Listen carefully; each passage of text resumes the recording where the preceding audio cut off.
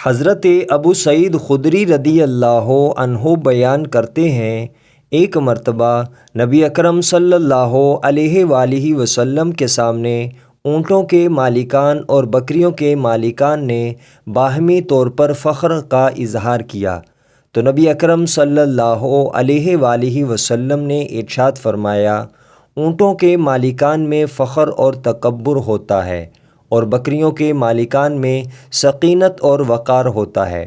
نبی اکرم صلی اللہ علیہ وآلہ وسلم نے ارشاد فرمایا، جب حضرت موسیٰ علیہ السلام کو مبعوث کیا گیا تھا، وہ اپنے اہل خانہ کی بکریاں چرایا کرتے تھے، اور جب مجھے مبعوث کیا گیا تو اس وقت میں بھی اپنے اہل خانہ کی بکریاں جیا کے مقام پر چرایا کرتا تھا۔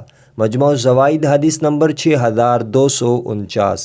حضرت ابو ہریرہ رضی اللہ عنہ نبی اکرم صلی اللہ علیہ وآلہ وسلم کا یہ فرمان نقل کرتے ہیں، بکری کی عزت افزائی کرو اور اس کے ناک پر ہاتھ پھیرو، کیونکہ یہ جنت کے جانوروں میں سے ہے۔ مجموع الزوائد حدیث نمبر 6253۔